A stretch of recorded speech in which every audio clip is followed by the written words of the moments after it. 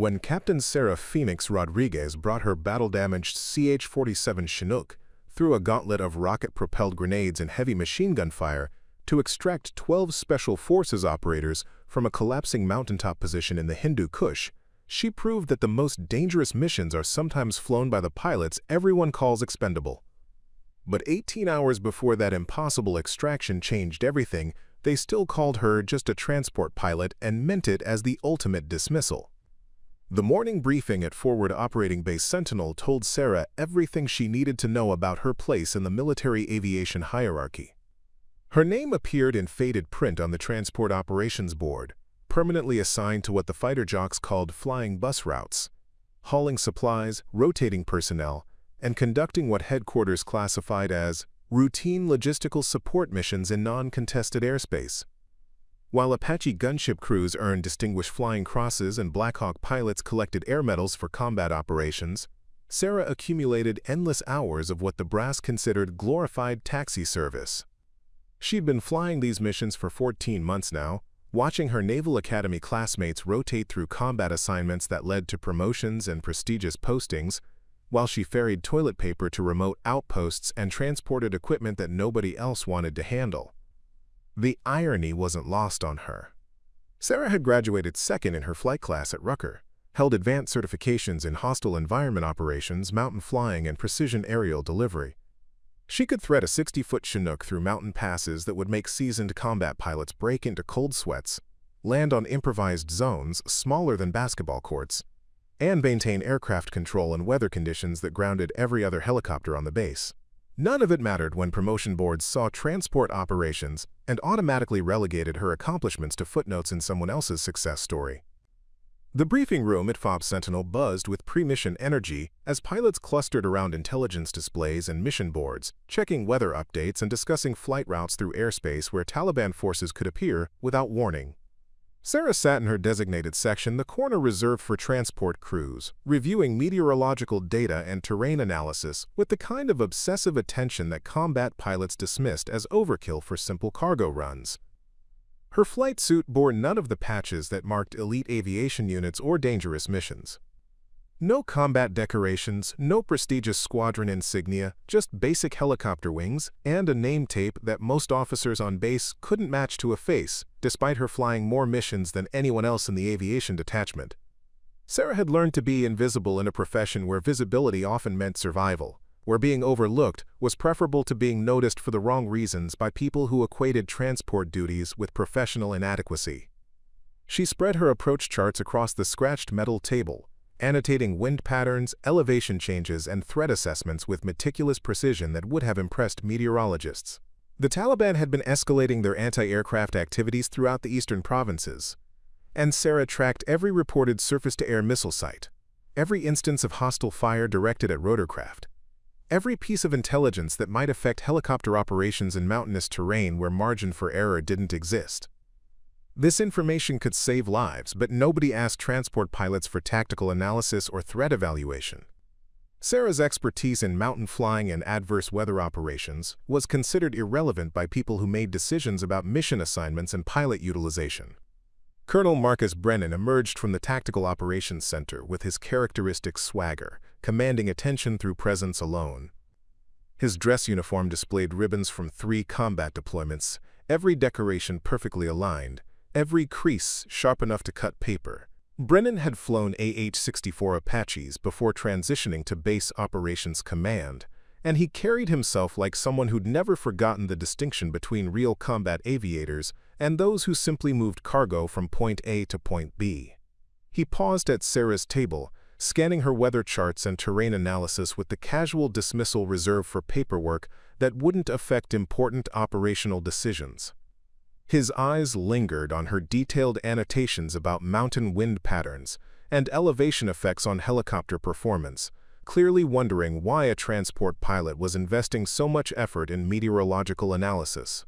"Rodriguez," he said, his tone carrying that particular inflection officers used when addressing personnel they considered interchangeable. "I see you're still playing amateur meteorologist. Hope all that homework doesn't interfere with your actual job responsibilities."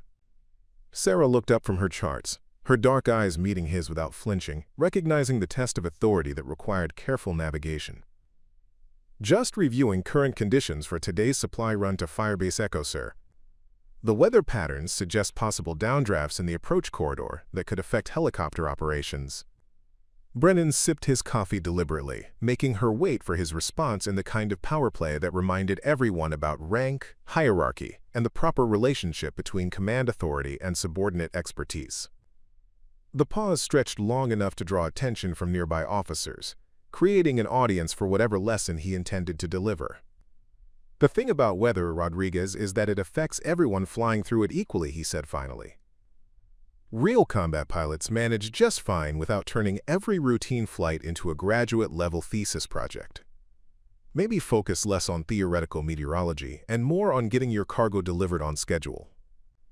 The comment drew knowing chuckles from nearby officers, the kind of casual mockery that kept subordinates in their place without crossing into actionable harassment. Sarah felt the familiar weight of dismissal, the institutional assumption that her preparation and expertise were symptoms of inadequacy rather than professionalism. "Yes, sir," she replied carefully, recognizing the futility of explaining that mountain flying required understanding atmospheric conditions that could kill helicopter crews who treated weather as a minor consideration. "Just want to ensure medical supplies reach Echo safely." Medical supplies that have been reaching Echo successfully for the past 8 months using the same flight routes, Brennan said, stepping closer with the confidence of someone who'd never been wrong about anything that mattered in his career. Firebase Echo isn't exactly a challenging destination, even for transport crews. Standard approach, friendly territory all the way, established landing zones with ground security. Probably could program a GPS autopilot to handle the mission. Sarah nodded once, maintaining neutral expression despite frustration building in her chest. She'd flown to Echo 23 times in the past 6 months, knew every landmark and potential hazard along the route better than officers who'd never seen the terrain from a cockpit. More importantly, she'd been tracking intelligence reports about increased Taliban infiltration into sectors that official threat assessments still classified as permissive environment. Brennan moved on to brief the attack helicopter squadrons, his voice carrying renewed authority as he discussed missions that actually mattered. Close air support, armed reconnaissance, and direct action operations that earned ribbons and advancement opportunities. Sarah remained at her table, studying weather patterns and terrain features that would be dismissed as overthinking by people who'd never had to auto-rotate a fully loaded Chinook through mountain passes while taking hostile fire. The hangar bay echoed with familiar sounds of pre-flight preparation as Sarah conducted her external inspection with systematic thoroughness that had become ritual over months of flying missions others considered routine. Every rivet, every panel, every component that could fail at the worst possible moment received careful attention from someone who understood that second-rate maintenance could kill everyone aboard her aircraft. Her crew chief, Staff Sergeant Maria Santos, worked alongside her with professional competence that came from understanding that attention to detail meant the difference between completing missions and becoming casualty statistics. Santos had served 2 previous deployments with transport units, possessed enough experience to recognize that routine missions could become combat operations without warning. "Bird's looking solid, Captain," Santos reported, securing the engine cowlings after completing her inspection of the twin turboshaft engines that would carry them through mountain terrain where mechanical failure meant controlled flight into terrain. "All systems green, fuel topped off according to mission requirements, cargo secured per manifest specifications. Should be another standard run to Echo." Sarah appreciated Santos's professionalism while noting the automatic assumption that missions flown by transport crews would be routine by definition. Nothing was routine in a combat zone, especially when flying through terrain that provided perfect ambush opportunities for enemies who understood helicopter vulnerabilities. But that lesson usually came too late for people who needed to learn it most. Preparing and narrating this type of story took us long efforts and hard work. So if you are enjoying the story, please consider subscribing to our channel. The manifest showed standard resupply cargo, medical supplies, ammunition, replacement equipment for communication systems that required regular maintenance in the harsh mountain environment. Routine items that kept remote firebases operational, the kind of unglamorous logistics work that enabled combat operations but received no recognition from people who measured success through direct engagement statistics. Sarah completed her inspection knowing that her aircraft was as prepared as equipment and training could make it, understanding that preparation mattered most when facing situations that couldn't be anticipated through official intelligence assessments. or standard operating procedures written by people who'd never flown the missions they were designed to govern. The duty roster at Forward Operating Base Sentinel told Sarah everything she needed to know about her place in the military aviation hierarchy. Her name appeared in small utilitarian font under Transport Operations Rotary Wing, while Apache pilots were listed in bold letters under Attack Aviation, and Black Hawk crews occupied the prestigious Air Assault Operations section. The physical layout of the operations board reflected institutional priorities, with transport missions relegated to the bottom corner, where they could be easily overlooked. Sarah's assigned aircraft, tail number 473847, sat in the maintenance area farthest from the flight line, requiring a longer walk to reach than the attack helicopters that occupied prime parking positions near the Tactical Operations Center. Her Chinook bore standard olive drab paint with minimal unit markings, lacking the intimidating nose art and mission tallies that decorated gunships flown by pilots whose careers were built on direct combat engagement. The aircraft itself reflected her status within the aviation community. While Apache and Black Hawk helicopters received priority for upgrades and modifications, Sarah's Chinook operated with basic defensive systems and standard communication equipment. Requests for enhanced survivability packages were routinely denied, with explanations that transport aircraft operated in low-threat environments where advanced defensive capabilities weren't considered necessary. Her flight helmet lacked the sophisticated targeting systems and heads-up displays that attack pilots use to engage enemy forces. Instead, Sarah relied on basic navigation equipment and visual references, flying missions that required different skills but received no recognition from people who equated technological complexity with professional competence. The assumption was that anyone could fly transport missions, while only elite aviators possessed the capabilities for combat operations. The crew quarters assignment reinforced these distinctions. Attack pilots occupied rooms in the main barracks complex, close to briefing facilities and command areas where important decisions were made. Sarah's quarters were located in auxiliary housing, a 10-minute walk from the flight line, sharing space with maintenance personnel and support staff who weren't considered part of the core combat aviation community. Mealtimes in the dining facility provided daily reminders of social hierarchy within the aviation detachment. Combat pilots occupied tables near the serving line, their conversations dominated by discussions of successful engagements, enemy kills, and mission accomplishments that would be documented in after-action reports and award recommendations. Sarah typically ate alone or with other transport crews. Their conversations focused on logistics coordination and weather conditions rather than combat achievements. The distinction extended to mission briefings, where transport operations received minimal attention compared to elaborate tactical presentations for attack missions. Sarah's briefings consisted of cargo manifests, destination coordinates, and basic weather information, delivered by junior officers who treated transport missions as administrative tasks rather than aviation operations that required professional expertise. Major Diana Hartwell, the operations officer responsible for mission coordination, exemplified the institutional attitude toward transport aviation. Hartwell had flown Black Hawks during her operational tour, earning an air medal for evacuating wounded personnel under hostile fire, and she carried herself with the confidence of someone who'd proven herself in combat situations that mattered.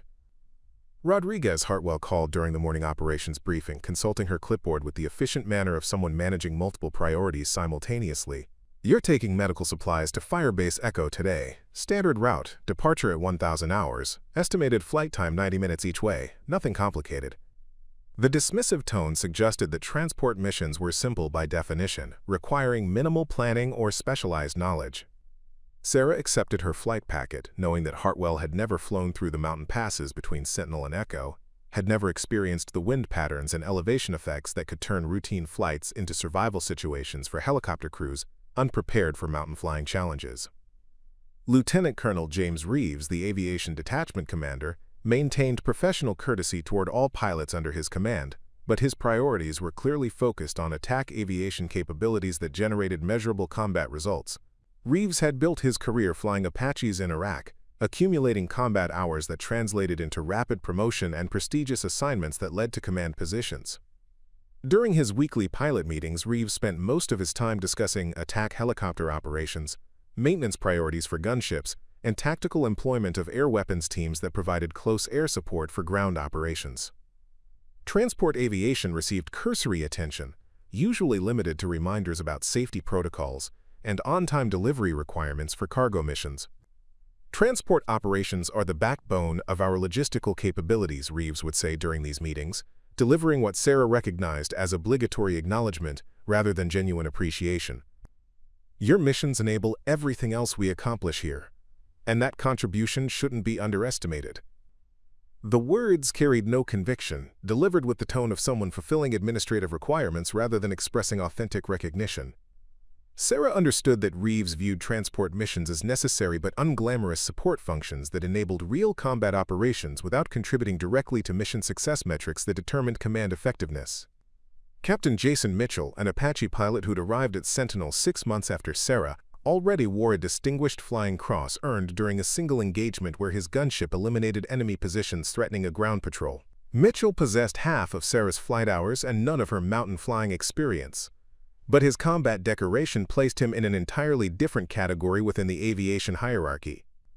Flying buses must be relaxing compared to real combat missions, Mitchell commented during one memorable conversation in the pilot's lounge, his tone carrying the casual superiority of someone who'd never questioned his place in the military aviation pecking order. No enemy engagement, no life-or-death decisions, just point A to point B flying with cargo in the back.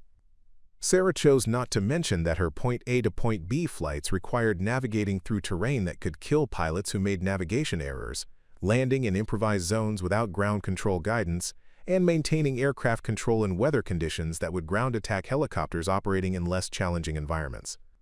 The expertise required for mountain transport operations wasn't recognized by people who measured pilot competence through enemy engagement statistics. The maintenance bay reflected these same priorities, with attack helicopters receiving immediate attention for any mechanical discrepancies, while transport aircraft waited in line behind combat-capable platforms. Sarah's Chinook often operated with minor maintenance issues that would ground other aircraft, but were considered acceptable for transport missions that didn't involve direct enemy contact. Sergeant First Class David Chen, the senior maintenance supervisor, understood the reality of resource allocation within military aviation units. Chen had served 3 deployments maintaining helicopters in combat zones, possessed enough experience to recognize that all aircraft required equal attention regardless of their assigned missions. "Captain, I know your bird's been running a little rough on the number 2 engine," Chen mentioned during one of Sarah's pre-flight inspections, keeping his voice low to avoid attracting attention from officers who might question maintenance priorities. "Parts are on order, but attack helicopters get first priority for engine replacements. We're doing everything possible to keep you flying safely." Sarah appreciated Chen's honesty about maintenance realities while understanding that her aircraft would continue operating with degraded performance that wouldn't be tolerated for combat platforms. The assumption was that transport missions provided sufficient safety margins to accommodate mechanical issues that would be unacceptable for attack operations. The Flight Planning Office reinforced institutional attitudes through physical layout and resource allocation. Attack helicopter mission planning occupied a dedicated room equipped with large displays, detailed terrain models, and sophisticated planning software that enabled precise tactical analysis. Transport mission planning consisted of a single computer terminal in the corner of the main operations area, where Sarah accessed basic weather information and filed flight plans through systems designed for administrative efficiency rather than operational excellence. Weather briefings followed similar patterns, with detailed tactical meteorological analysis provided for attack missions, while transport flights received standard forecasts that didn't account for mountain-specific atmospheric conditions affecting helicopter operations in high-altitude environments. Sarah learned to conduct her own weather analysis using resources that weren't officially available to transport pilots but were essential for safe mountain flying operations. The communication equipment reflected these same disparities, with attack helicopters equipped with encrypted radios capable of coordinating with ground forces and air support assets, while Sarah's Chinook carried basic communication gear suitable for routine logistics coordination. Her requests for upgraded communication capabilities were consistently denied with explanations that transport aircraft didn't require secure communications for non-combat missions. Training opportunities demonstrated the institutional commitment to developing attack aviation capabilities while maintaining transport crews at minimum proficiency levels. Advanced flight training, weapons employment courses, and tactical development programs were reserved for combat pilots, while transport crews received annual proficiency checks and basic safety training that focused on accident prevention rather than operational excellence. Sarah's attempts to attend mountain flying courses and high-altitude operations training were met with budget constraints and scheduling conflicts that somehow never affected attack pilot training requirements. The message was clear. Transport pilots needed sufficient skills to complete assigned missions safely, but additional training represented unnecessary expense for personnel whose capabilities wouldn't affect combat effectiveness. This systematic marginalization created a professional environment where Sarah's expertise and dedication were viewed as symptoms of overachievement rather than indicators of professional competence worthy of recognition and advancement opportunities. Chief Warrant Officer Rebecca Torres exemplified the institutional attitude toward transport aviation expertise during Sarah's first month at FOB Sentinel. Torres had transitioned from attack helicopter operations to base flight safety, bringing with her the unquestioned assumption that transport pilots represented a lower tier of aviation competence that required constant supervision and remedial guidance.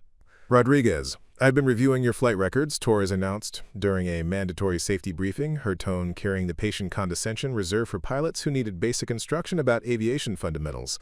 "Your approach speeds are consistently higher than recommended for transport operations. Are you having difficulty managing aircraft energy during normal landing procedures?" Sarah recognized the underlying assumption that any deviation from standard procedures indicated inadequate flying skills rather than adaptation to challenging operational environments. Her approach speeds were calibrated for mountain flying conditions where altitude loss during flare could result in controlled flight into terrain, but explaining mountain flying techniques to someone who'd never operated in high-altitude environments would be dismissed as making excuses for substandard performance. "Ma'am, I adjust approach parameters based on density, altitude, and terrain considerations," Sarah replied carefully, avoiding any language that might be interpreted as questioning Torres's expertise or challenging established procedures. Mountain flying requires energy management techniques that differ from standard flat terrain operations. Torres consulted her tablet with the systematic attention of someone documenting performance deficiencies for future reference. "Standard procedures exist for safety reasons, Captain. Experimental flying techniques might seem impressive to transport pilots, but they introduce unnecessary risks that could result in aircraft damage or crew injuries. Stick to established parameters and let your training guide your decisions." The conversation ended with Torres scheduling additional simulator training for Sarah, remedial instruction designed to correct flying habits that were actually advanced techniques adapted for challenging operational environments. Sarah accepted the training requirement while understanding that her mountain flying expertise was being reframed as a safety problem requiring institutional correction. Captain David Nash, an attack helicopter pilot with 18 months of combat experience, delivered the most memorable dismissal during a casual conversation in the base exchange. Nash wore his combat patches and decorations with casual pride, speaking with the authority of someone whose opinions carried weight among the aviation community. "Heard you've been doing some creative flying during your cargo runs," Nash said, settling into the chair across from Sarah with territorial familiarity. "Torres mentioned you're having trouble with standard approach procedures. Maybe transport duty is more challenging than you expected." Sarah looked up from her technical manual, recognizing the opening move in a conversation designed to establish professional hierarchy through subtle humiliation. "Just adapting procedures for mountain flying conditions, Nash. Different terrain requires different techniques." Nash laughed with genuine amusement, as if Sarah had made an unintentionally comic statement. "Mountain flying techniques. That's creative terminology for what most pilots would call poor airmanship. The mountains haven't changed since flight training, Rodriguez. Maybe the problem isn't the terrain." The suggestion that her flying skills were inadequate rather than specialized struck at the core of Sarah's professional identity, but responding defensively would only confirm Nash's assessment. She'd learned that defending her expertise often reinforced assumptions about transport pilot inadequacy among people who'd never attempted the missions they criticized. "Everyone has areas for improvement," Sarah replied diplomatically, choosing to end the conversation rather than provide additional ammunition for people who enjoyed highlighting the supposed limitations of transport aviation personnel. Nash's expression shifted to something resembling sympathy, as if he genuinely felt sorry for a pilot struggling with missions that shouldn't challenge competent aviators. "Look, Rodriguez, there's no shame in finding your appropriate level. Not everyone is cut out for combat flying. Transport operations serve an important function, and somebody has to do the job." The condescension was surgical in its precision, delivered with enough apparent kindness to make objections seem ungracious, while establishing Nash's position in the professional hierarchy. Sarah understood that her competence was being evaluated through frameworks that didn't account for mountain flying expertise or transport mission complexity. Major Patricia Collins, the base flight surgeon, approached Sarah's flying competence from a medical perspective during a routine flight physical examination. Collins had served multiple deployments evaluating pilot fitness for various aircraft platforms, bringing clinical experience to her assessment of aviation personnel performance under stress. "Captain, I've been reviewing incident reports involving transport helicopter operations," Collins said while conducting her examination, her tone carrying professional concern rather than condescension. "Several pilots have reported unusual stress levels during routine cargo missions. Are you experiencing any anxiety about mountain flying or high-altitude operations?" Sarah recognized the subtle transformation of her professional challenges into psychological symptoms requiring medical evaluation.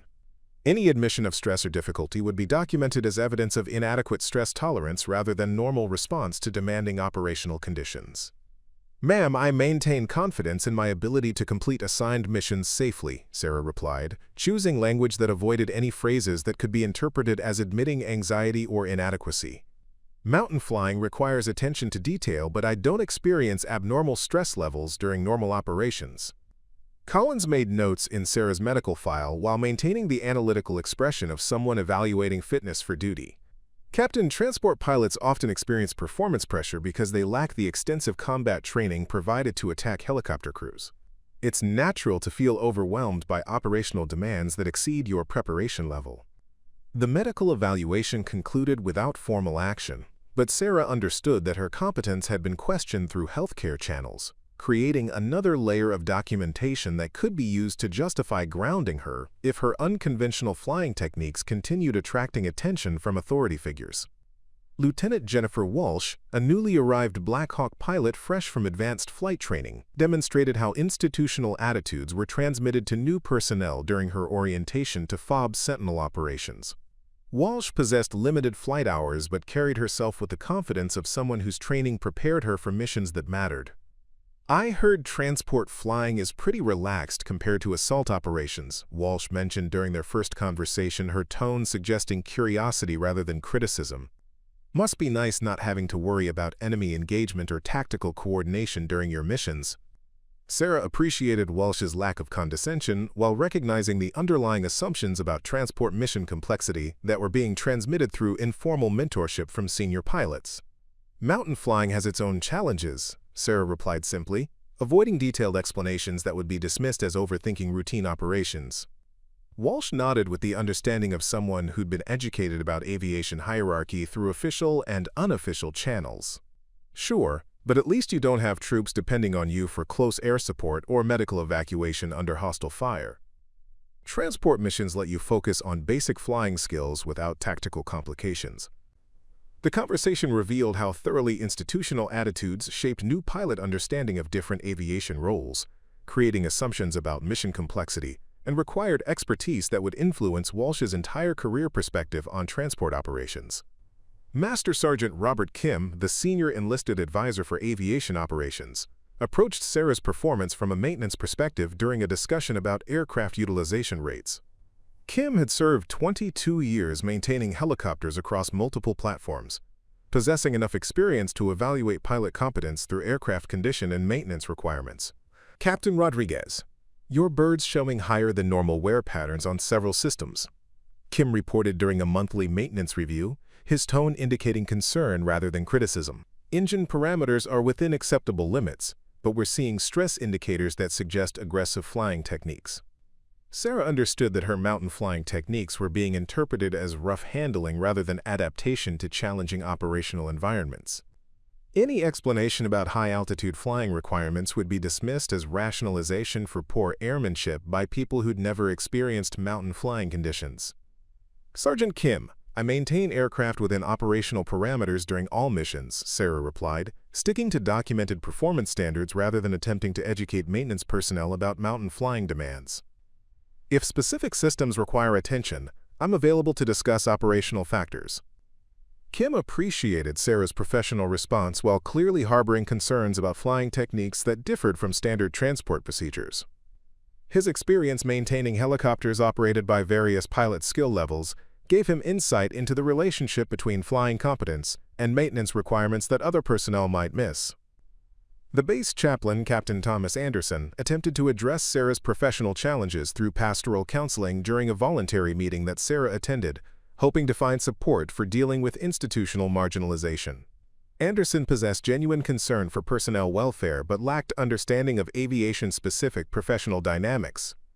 "Sarah, I've heard you're facing some challenges with flight training requirements and performance evaluations," Anderson said with pastoral sympathy, creating a safe space for discussing professional difficulties without fear of official consequences. "Sometimes the military demands excellence in areas where we feel unprepared or underqualified." Sarah appreciated Anderson's concern while recognizing that her situation was being framed as personal inadequacy rather than institutional failure to recognize specialized expertise. "Father, I'm confident in my flying abilities, but I sometimes feel that my contributions aren't fully appreciated by command authority."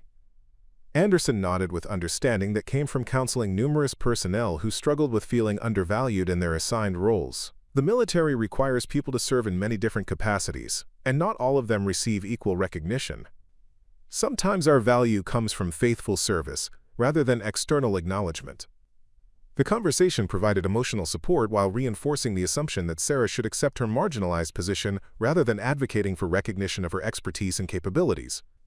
Sarah discovered the pattern on a Tuesday morning 3 weeks before everything changed, while reviewing intelligence summaries that most transport pilots never bothered reading. The reports were buried in routine administrative traffic, classified as informational rather than actionable intelligence, but Sarah's methodical approach to mission preparation included studying every available piece of information that might affect helicopter operations in her area of responsibility. The first anomaly appeared in a casualty report from Firebase Delta, located 40 kilometers northeast of Echo in terrain that intelligence assessments classified as permissive environment with minimal hostile activity. A CH-47 Chinook had taken small arms fire during what should have been a routine medical evacuation, forcing the crew to abort their mission and return without recovering wounded personnel, who subsequently died from injuries that would have been survivable with timely extraction. Sarah cross-referenced the incident with meteorological data and discovered that the attack had occurred during a brief weather window when cloud cover provided concealment for Taliban forces moving through areas that were supposed to be under coalition surveillance. The timing wasn't coincidental. Enemy forces had demonstrated tactical patience and environmental awareness that contradicted intelligence assessments about their operational capabilities. 2 days later, a similar incident occurred at Firebase Charlie, where a Black Hawk conducting personnel rotation had encountered coordinated small arms fire from multiple positions during approach. The helicopter had sustained minor damage, but completed its mission, with the incident classified as isolated harassment rather than evidence of systematic enemy preparation. Sarah noticed that the attack had occurred during the same type of weather conditions that had concealed enemy movement at Delta. She began maintaining her own intelligence file, documenting every incident involving rotary wing aircraft in the eastern sector, cross-referencing attack times with weather patterns, terrain features, and operational schedules that might be providing Taliban forces with predictable targets. Her analysis revealed disturbing patterns that weren't apparent when incidents were evaluated individually by intelligence personnel who lacked aviation experience. The Taliban were systematically studying helicopter operations, learning flight routes, timing patterns, and weather dependencies that allowed them to position anti-aircraft teams with devastating effectiveness. Sarah's data showed a 340% increase in attacks on rotary wing aircraft during the past 6 weeks, concentrated in areas where intelligence assessments indicated minimal enemy presence. More concerning was the tactical sophistication demonstrated by enemy forces. Attacks were coordinated from multiple positions, suggesting communication capabilities and fire control that required extensive preparation and professional military training. The Taliban weren't conducting random harassment. They were executing planned operations designed to disrupt coalition aviation assets through systematic attrition that would eventually cripple helicopter operations throughout the region. Sarah studied satellite imagery on her personal laptop, examining terrain around forward operating bases with the intensity of someone planning combat missions rather than routine cargo deliveries. Recent photographs showed increased activity around mountain positions that offered observation and firing positions overlooking helicopter approach routes. New fighting positions had been constructed, communication equipment installed, and what appeared to be portable surface-to-air missile systems positioned to create overlapping coverage of critical flight corridors. Her analysis extended beyond simple threat identification to include enemy tactical methodology and operational planning that demonstrated sophisticated understanding of coalition aviation procedures. Taliban forces were exploiting predictable flight patterns, established landing zones, and routine timing that made coalition helicopters vulnerable to coordinated attacks by enemy forces who had spent months studying their targets. Sarah documented her findings in a comprehensive intelligence summary that incorporated aviation expertise with tactical analysis, creating a threat assessment that revealed enemy capabilities far exceeding official intelligence estimates. The evidence was compelling to anyone willing to examine it objectively, but she understood from experience that objectivity often became secondary to institutional bias when questioning established threat assessments. The base intelligence office occupied a climate-controlled trailer complex surrounded by communications equipment and security barriers that emphasized the classified nature of information processed within its walls. Sarah waited outside Major Kevin Harrison's office, her intelligence summary carefully organized and documented according to military format requirements that would make her analysis easier to evaluate and harder to dismiss. Harrison emerged from his office carrying classified briefing materials and the expression of someone managing multiple intelligence priorities simultaneously. His experience included 2 deployments analyzing enemy capabilities and intentions, bringing professional competence to his evaluation of threat information from various sources, including pilot observations that might contribute to tactical understanding. Captain Rodriguez, Harrison said without enthusiasm, recognizing Sarah as the transport pilot who had previously submitted incident reports that required analysis and response. "What intelligence concerns do you have today?" Sarah handed him her comprehensive analysis, watching his expression as he scanned the executive summary that documented coordinated Taliban operations against coalition aviation assets. "Sir, I've identified patterns in enemy activity that suggest systematic preparation for large-scale operations against helicopter targets. They're positioning assets to create coordinated attacks that could cripple our aviation capabilities." Harrison flipped through the pages with professional attention, his experience allowing him to evaluate the quality and relevance of Sarah's analytical methodology. "This is detailed work, Captain, but intelligence analysis requires access to classified information sources that aren't available to individual pilots. We have specialized personnel who monitor enemy capabilities using resources beyond what you can observe from cockpit windows." Sarah had anticipated this response, understanding that her analysis would be evaluated based on institutional authority rather than factual accuracy. "Sir, respectfully, I've been flying these routes daily for 14 months. I'm seeing tactical preparations that might not be apparent through traditional intelligence collection methods." Harrison closed her folder and returned it with a slight smile that indicated patient tolerance rather than professional interest. "Captain, helicopter pilots naturally develop heightened threat awareness because of the vulnerable nature of rotary wing operations. It's normal for aircrews to see patterns that appear threatening but turn out to be routine enemy activity that doesn't indicate coordinated operations." The dismissal was polite but absolute, delivered with enough apparent consideration to make Sarah's concerns seem unreasonable if she pressed further. Harrison's experience analyzing intelligence from multiple sources gave him confidence that systematic threats would be identified through official channels rather than individual pilot observations. Sarah's second attempt came through operational channels, requesting a meeting with Major Diana Hartwell to discuss threat information that could affect mission planning and aircraft survivability. The Operations Center maintained constant activity as personnel coordinated flight schedules, monitored weather conditions, and tracked aircraft positions throughout the area of responsibility. "Captain Rodriguez, I understand you have concerns about enemy activity patterns affecting transport operations," Hartwell said during their meeting, consulting her planning boards while addressing Sarah's intelligence summary. "Your analytical work shows dedication to mission safety, but we receive threat assessments from specialized intelligence agencies that provide comprehensive evaluation of enemy capabilities." Sarah presented her documentation methodically, explaining how Taliban forces were demonstrating coordination and tactical sophistication that exceeded current threat estimates. "Ma'am, enemy forces are positioning assets to create overlapping fields of fire around critical helicopter routes. They're timing operations to exploit weather conditions and exploiting our predictable flight patterns. Hartwell reviewed Sarah's analysis with professional courtesy while clearly maintaining skepticism about conclusions that contradicted official intelligence assessments. Captain, transport pilots often overestimate enemy capabilities because helicopter operations feel more vulnerable than they actually are. The Taliban conduct harassment operations, but they lack the coordination and equipment necessary for systematic anti-aviation campaigns. The institutional response reflected confidence in official intelligence sources while dismissing pilot observations as emotional rather than analytical. Sarah understood that her expertise in aviation operations wasn't considered relevant to strategic threat assessment by people who specialized in intelligence analysis without understanding helicopter vulnerabilities. Colonel Marcus Brennan's reaction to Sarah's intelligence concerns demonstrated command-level resistance to information that challenged established operational assumptions.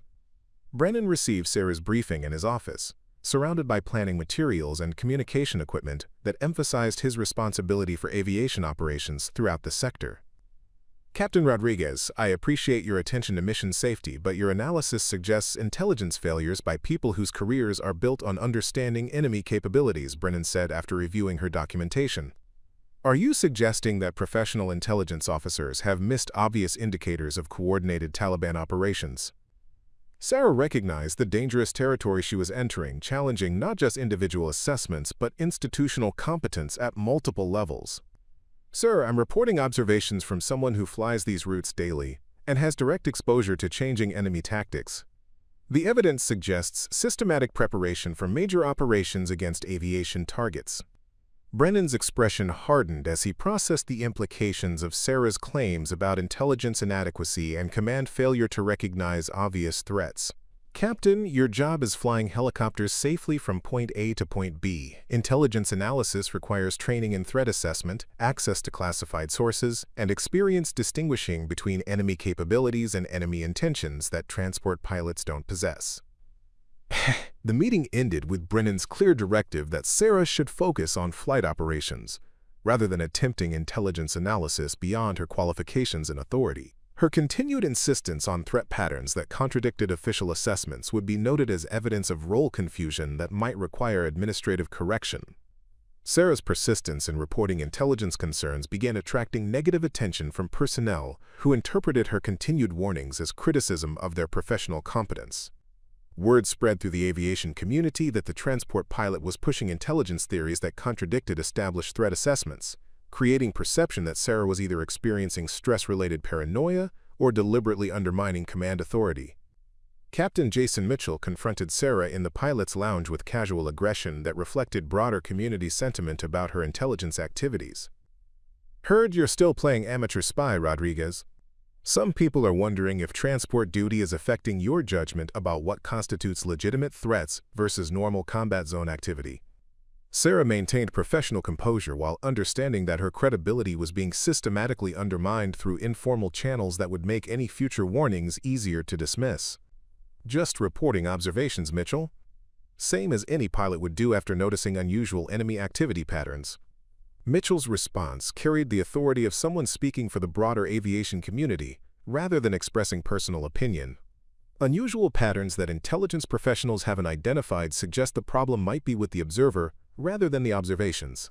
Maybe consider that your expertise in flying cargo doesn't qualify you for strategic threat assessment. Preparing and narrating this type of story took us long efforts and hard work, so if you are enjoying the story, please consider subscribing to our channel.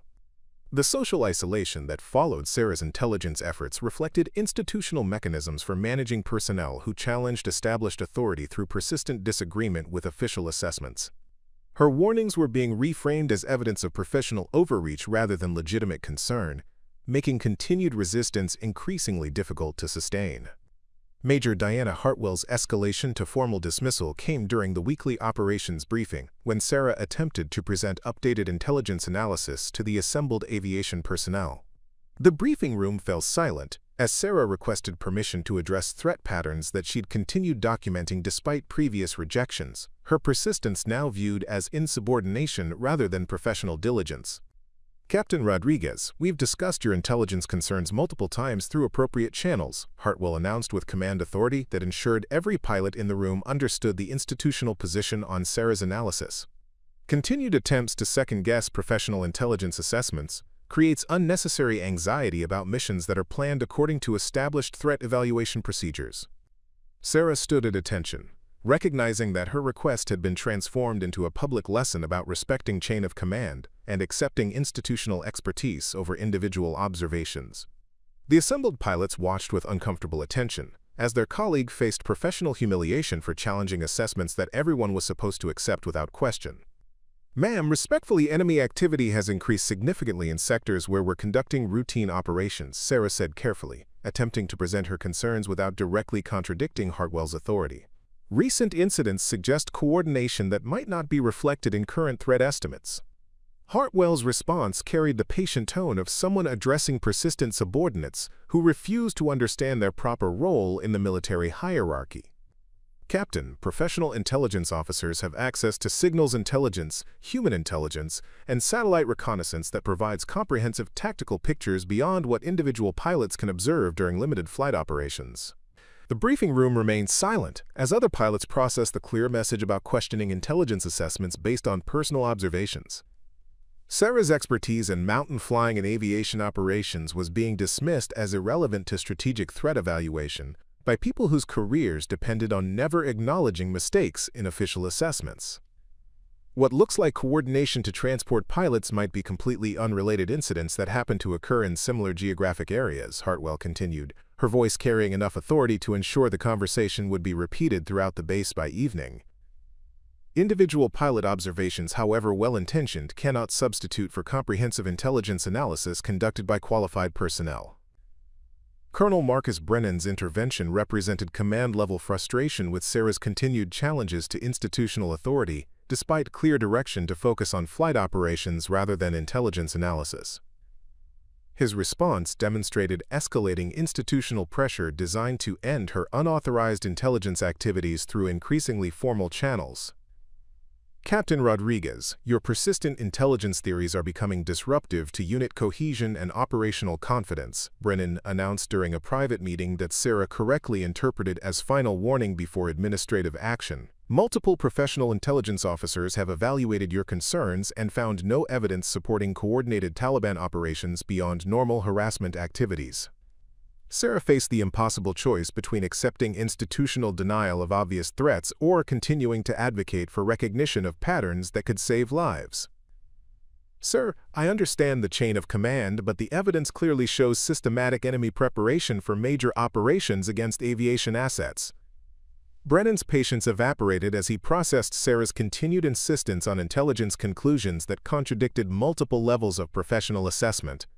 Captain, are you suggesting that our entire intelligence apparatus is incompetent? Are you claiming that professional analysts with decades of experience have missed obvious indicators that are apparent to a transport pilot? The question was designed to highlight the absurdity of Sarah's position, while forcing her to choose between backing down or explicitly challenging institutional competence. Sarah understood that any answer would be used to justify administrative action that would remove her from flight status and end her ability to observe the patterns she'd been documenting. Sir, I'm reporting observations from someone with daily exposure to changing tactical conditions, Sarah replied, choosing language that avoided direct criticism while maintaining her position about threat assessment accuracy. Aviation personnel often identify patterns that might not be apparent through other intelligence collection methods. Brennan's response reflected command authority, backed by institutional consensus, that Sarah's continued warnings represented insubordination rather than legitimate professional concern. Captain Rodriguez, your analysis is based on incomplete information and limited perspective. Intelligence professionals who monitor these threats have access to resources that provide complete tactical pictures beyond what you can observe from helicopter cockpits. Lieutenant Colonel James Reeves delivered the most serious escalation when Sarah's intelligence activities began attracting attention from higher headquarters personnel who questioned why transport pilots were conducting unauthorized threat assessments. Reeves faced pressure to control his subordinates while maintaining operational effectiveness that depended on pilot confidence in official intelligence. Captain, I've received inquiries from Brigade Intelligence about unauthorized intelligence collection activities being conducted by personnel under my command, Reeves announced during a formal counseling session that would be documented in Sarah's personnel file. Your continued intelligence reporting outside proper channels constitutes failure to follow direct orders and interference with authorized intelligence operations. Sarah recognized that her situation had escalated beyond simple disagreement about threat assessment to formal charges of insubordination and unauthorized intelligence activities. Sarah had been reporting observations through appropriate channels as required by regulations for personnel who identify potential threats to aviation operations. Reeves consulted his notes while maintaining the serious expression of someone conducting formal administrative action rather than routine counseling. Captain, appropriate channels have evaluated your observations and determined that they don't constitute actionable intelligence. Continued reporting of the same information after being directed to cease constitutes failure to follow lawful orders. The meeting concluded with Reeves documenting Sarah's continued intelligence activities as evidence of inability to accept command decisions and follow direct orders from superior officers. Her personnel file now contained formal documentation that could be used to justify removal from flight status or administrative separation from military service. Major Kevin Harrison's final assessment represented institutional consensus that Sarah's intelligence activities had crossed from overzealous caution into insubordinate behavior that required formal response. His evaluation would influence all future administrative actions regarding Sarah's military career and professional credibility. Captain Rodriguez has demonstrated persistent inability to accept professional intelligence assessments despite repeated counseling and direct orders to cease unauthorized intelligence collection activities, Harrison wrote in his formal evaluation. Her continued insistence on threat patterns that contradict official assessments suggests either inadequate understanding of intelligence methodology or willful disregard for command authority. The documentation created official record that Sarah's warnings were symptoms of professional inadequacy rather than legitimate concern about aviation safety. Any future attempts to raise alarm about Taliban activities would be met with immediate administrative action based on her documented history of insubordination and failure to follow orders. Dr. Patricia Collins approached Sarah's situation from a medical perspective during mandatory psychological evaluation designed to determine whether her persistent intelligence concerns indicated stress-related performance deterioration requiring clinical intervention. The evaluation represented an institutional attempt to medicalize Sarah's professional disagreements while providing administrative justification for grounding her. Captain Rodriguez, you've been conducting extensive intelligence analysis outside your assigned duties despite repeated direction to focus on flight operations, Collins observed during their session, taking notes that would become part of Sarah's medical record. This behavior pattern suggests possible stress reaction to combat deployment that's affecting your ability to maintain appropriate professional boundaries. Sarah understood that any admission of stress or uncertainty would be documented as evidence of psychological instability requiring medical intervention. Ma'am, I maintain confidence in my professional judgment and ability to perform assigned duties. My intelligence observations are based on factual analysis rather than emotional reaction to deployment stress. Collins continued her evaluation with clinical detachment that treated Sarah's expertise as potential symptom rather than professional competence. Captain, transport pilots often experience performance anxiety because they lack extensive combat training provided to other aviation specialties. Attempting to exceed your qualifications through unauthorized intelligence activities might indicate subconscious compensation for feeling inadequately prepared for operational demands. The medical evaluation concluded without immediate action, but Sarah's psychological fitness had been questioned through official channels that would influence any future administrative decisions about her military career. Her persistence in challenging institutional authority was now documented as possible evidence of stress-related psychological deterioration. Chaplain Thomas Anderson's pastoral intervention represented institutional attempt to address Sarah's behavior through religious counseling that might succeed where command authority and medical evaluation had failed. Anderson approached the situation with genuine concern for Sarah's welfare, while clearly understanding institutional expectations about resolving her disruptive intelligence activities. Sarah, I understand you're facing significant professional challenges related to your intelligence concerns and command's response to your analysis, Anderson said with pastoral sympathy that created safe space for discussing difficulties without fear of additional administrative consequences. Sometimes military service requires accepting decisions that contradict our personal judgment about important matters. Sarah appreciated Anderson's concern, while recognizing that her situation was being framed as personal struggle with authority rather than legitimate disagreement about threat assessment accuracy. Father, I believe strongly that enemy forces are preparing major operations that could result in significant casualties if we don't adjust our defensive measures. Anderson nodded with understanding that came from counseling numerous personnel who struggled with feeling unheard or undervalued in institutional settings. The military requires subordinates to trust superior judgment even when we disagree with specific decisions. Sometimes our role is faithful service rather than independent analysis that challenges established authority. The conversation provided emotional support while reinforcing institutional expectation that Sarah should accept her marginalized position rather than continuing to advocate for recognition of her intelligence analysis. Anderson's pastoral guidance emphasized submission to authority rather than validation of Sarah's professional expertise. Captain David Nash delivered the most personally devastating dismissal when he publicly questioned Sarah's psychological fitness during casual conversation in the dining facility, where multiple aviation personnel could witness her professional humiliation. His comments reflected broader community consensus that Sarah's intelligence activities indicated personal rather than professional problems. Rodriguez seems to be having trouble distinguishing between her job requirements and intelligence work that she's not qualified to perform, Nash announced to assembled pilots with casual authority that invited agreement rather than discussion. Maybe transport duty is more stressful than we realized if it's causing pilots to see coordinated enemy operations in routine harassment activities. The public nature of Nash's criticism ensured that Sarah's psychological fitness would be questioned throughout the aviation community, creating social pressure that complemented formal administrative actions designed to end her intelligence activities. Her professional credibility had been systematically destroyed through official and unofficial channels that made continued resistance practically impossible. Sarah's isolation became complete when other transport pilots began avoiding association with someone whose career was clearly being terminated through administrative action. Her mess hall conversations became limited to perfunctory greetings from personnel who understood that supporting her positions could affect their own career prospects. The systematic institutional response had achieved its objective of neutralizing Sarah's intelligence warnings while maintaining appearance of proper consideration for subordinate concerns.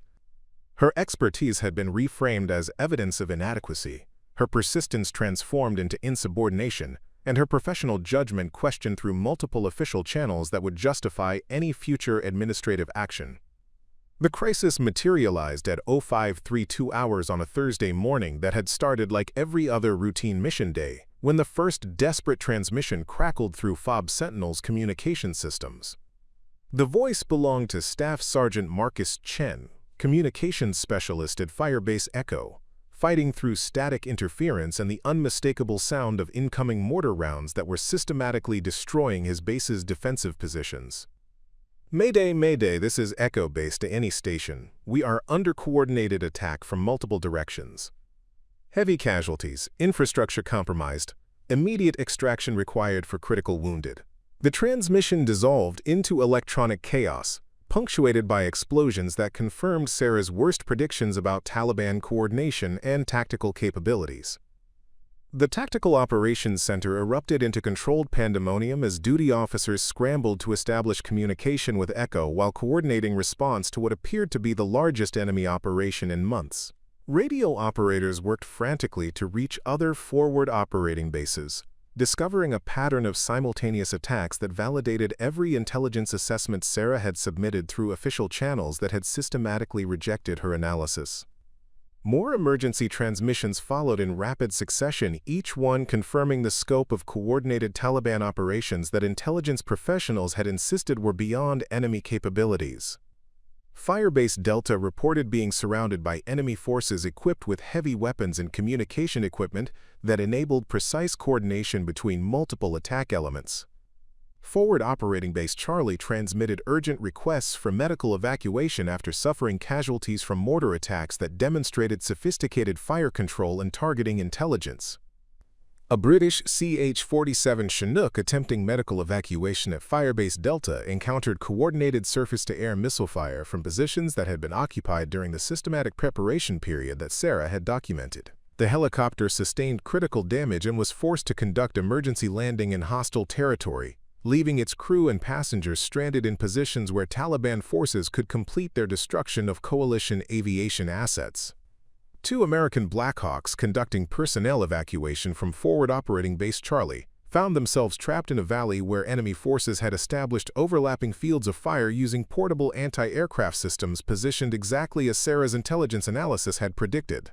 The helicopters circled helplessly while their crews watched Taliban forces demonstrate coordination and tactical sophistication that exceeded every official intelligence estimate. Lieutenant Colonel James Reeves's voice cut through the communication chaos, demanding situation reports and coordination that couldn't overcome the reality of simultaneous attacks across sectors where enemy forces had spent months preparing systematic destruction of coalition aviation capabilities. All stations, this is Sentinel Operations. I need immediate status reports from all forward positions. Report your tactical situations and requirements for support. The responses revealed the scope of disaster that Sarah had predicted through intelligence analysis that had been dismissed as transport pilot paranoia. 7 forward operating bases were under attack simultaneously, their communication systems being jammed by enemy electronic warfare capabilities that intelligence assessments had concluded Taliban forces didn't possess. Aviation assets throughout the region were either destroyed, damaged, or trapped in positions where conventional rescue operations couldn't reach them.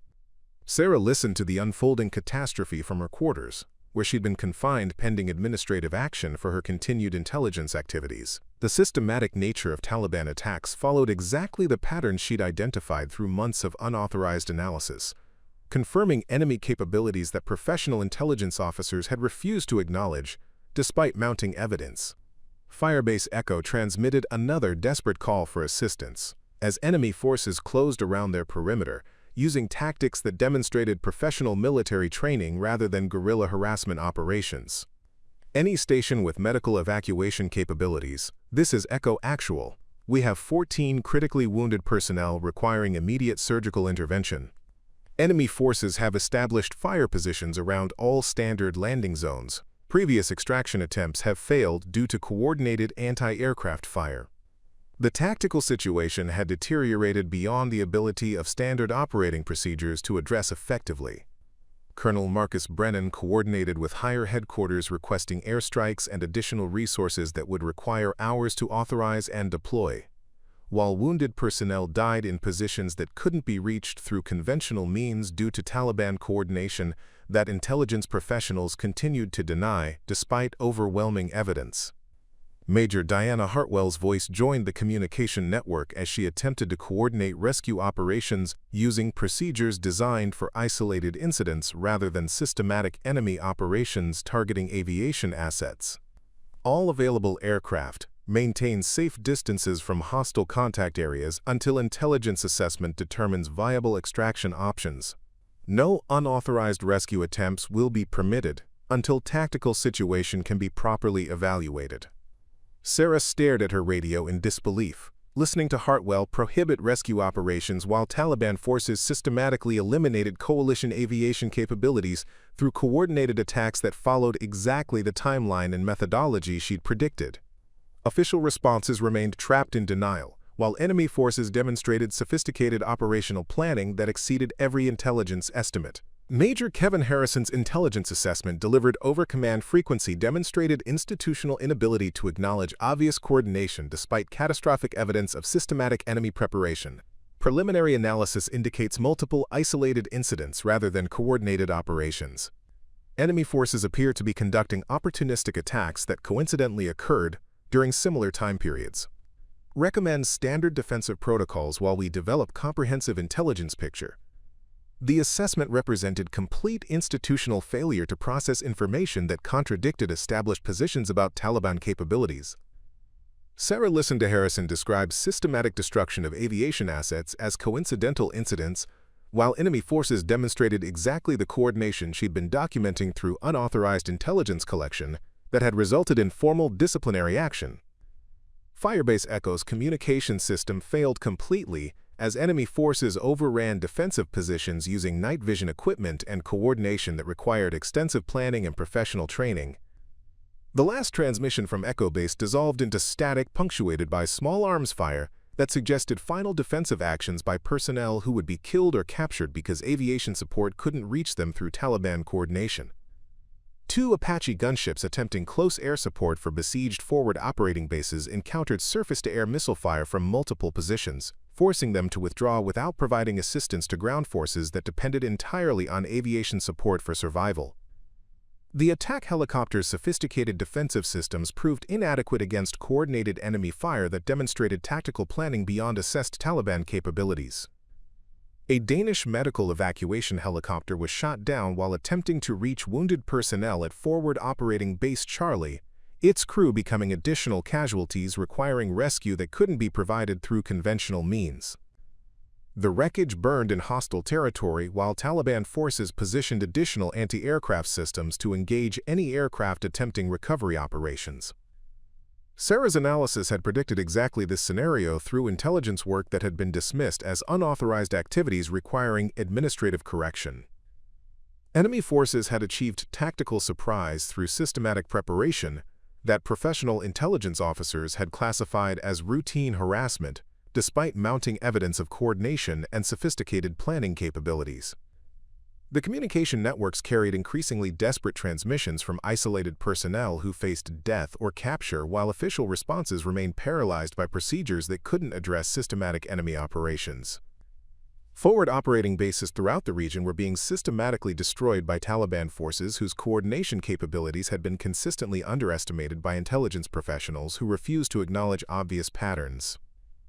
Staff Sergeant Maria Santos appeared at Sarah's quarters with urgent requests that bypassed official channels prohibiting unauthorized flight operations. "Captain, they're saying no rescue attempts until official assessment, but people are dying out there. Echo Base has 14 critical casualties who won't survive without immediate extraction." Sarah faced the decision that would end her military career but might save lives that official channels had already written off as acceptable losses. Her intelligence analysis had been proven correct through catastrophic events that validated every pattern she'd identified, but institutional responses remained trapped in denial, while personnel died in positions that could be reached through capabilities everyone insisted she didn't possess. Santos prepped the aircraft for immediate departure, Sarah decided, with clarity that came from watching predictions become reality while official responses failed completely. "We're conducting unauthorized medical evacuation, regardless of command prohibition." The decision represented complete break with military hierarchy and regulations, but Sarah understood that some missions transcended orders, protocols, and career concerns of people who prioritize procedure over human life. Taliban forces had demonstrated exactly the coordination she'd documented, while intelligence officers maintained denial even as evidence proved their assessments catastrophically wrong. Her unauthorized rescue mission would test whether individual preparation could overcome institutional failure, whether one pilot's dismissed expertise could succeed where official responses had failed completely. Echo Base's casualties were dying while command authority remained paralyzed by procedures that couldn't address situations outside normal parameters. Sarah began her unauthorized engine startup sequence knowing that her actions would result in court-martial proceedings, but understanding that military justice mattered less than saving lives that everyone else had abandoned to enemy forces whose capabilities they refused to acknowledge, despite overwhelming evidence of systematic coordination and professional planning. The Taliban had executed their coordinated attack with precision that surprised no one except the intelligence officers who'd refused to acknowledge the threat, despite months of mounting evidence that Sarah had documented through unauthorized analysis that resulted in formal disciplinary action rather than recognition of legitimate professional concern. Sarah's CH-47 Chinook lifted off from FOB Sentinel without clearance, her twin turboshaft engines spinning up to combat power as she banked toward the mountain passes where conventional rescue efforts had already failed catastrophically.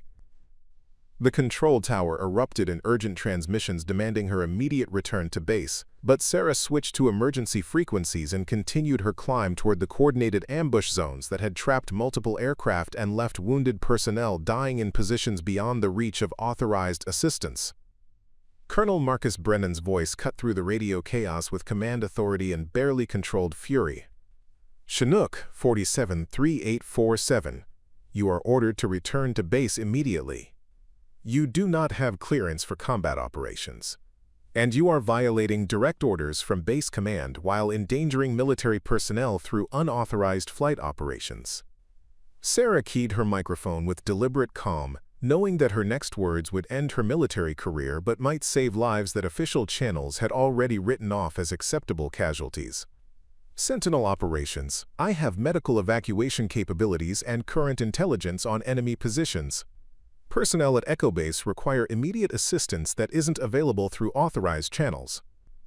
Captain Rodriguez, you are a transport pilot operating unauthorized aircraft in hostile territory. Brennan responded with institutional authority that prioritized procedure over problem-solving even when procedures had failed catastrophically. You lack training for combat rescue operations and you're endangering yourself and your crew without contributing meaningful assistance to tactical situations beyond your qualifications. The dismissal represented automatic institutional reflex that prioritized procedure over results, even when official responses had proven inadequate for situations that exceeded normal operational parameters.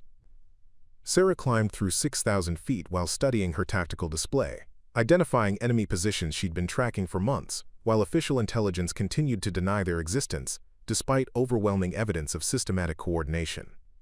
Staff Sergeant Maria Santos worked frantically in the cargo compartment, preparing medical equipment and emergency supplies for casualties, whose survival depended on capabilities that everyone had dismissed as beyond transport pilot qualifications.